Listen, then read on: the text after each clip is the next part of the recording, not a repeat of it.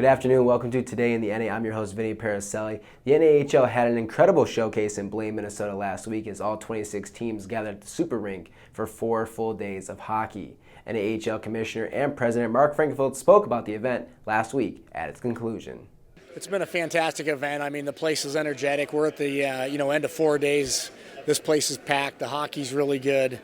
It's been a really fantastic event. Tons of scouts, tons of great hockey players, and tons of great hockey games. Every time I talk or every time you see a banner or an advertisement, you see how we broke an NCAA commitment record last year. And as we continue to grow that number, it gets harder to break the next record. So that's going to be our goals. We're going to have to figure out how to continue to push opportunities for players to go to college from the North American Hockey League.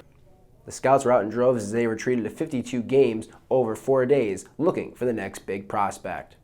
So I was a player in the league. Actually, 1 year I got my name on that cup. If you look very carefully during I think it was 78-79 season, and then I went on to coach in the league for a number of years, and then now I'm recruiting on the league. And I have at Ferris State we've had.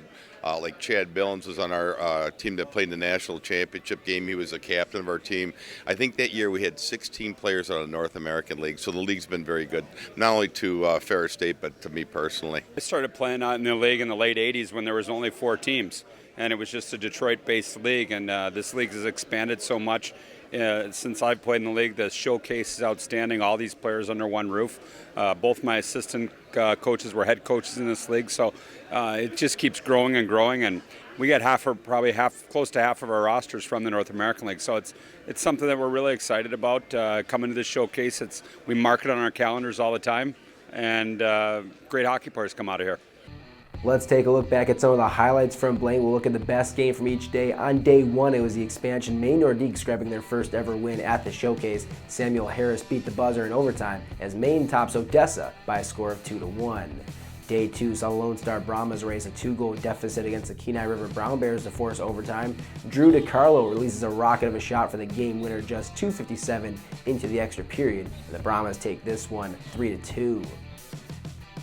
The best game of day 3 was the first one. Shreveport trailed by 2 late in the third, but a pair of goals, including this beauty from David Brazil, tied the game. Minnesota would retake the lead just 90 seconds later, but Shreveport would net the equalizer with just 1:33 to play. Then in overtime, it was Jacob Smith doing it all by himself, beats the defender behind the net, gets his shot off, and then grabs the rebound and puts it home. The Mudbugs never led in this game until the very end. Shreveport 4, Minnesota 3.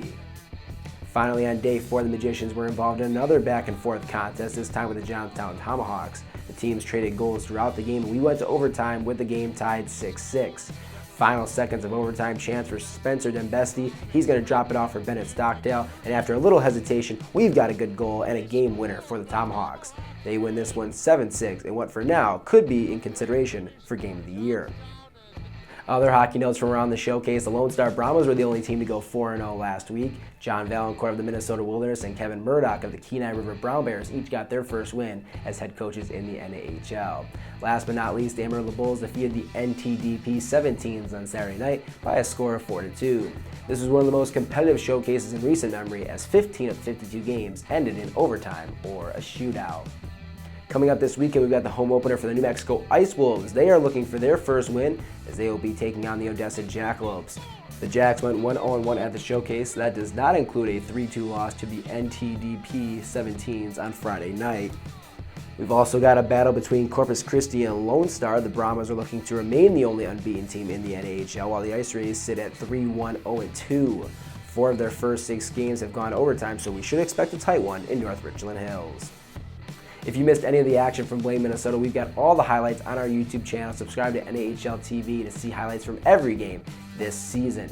Don't forget to follow us on Facebook, Twitter, and Instagram, as well at NAHL Hockey. And we'll be back next week with the latest from the NAHL. Until next time, I'm Vinny Paracelli.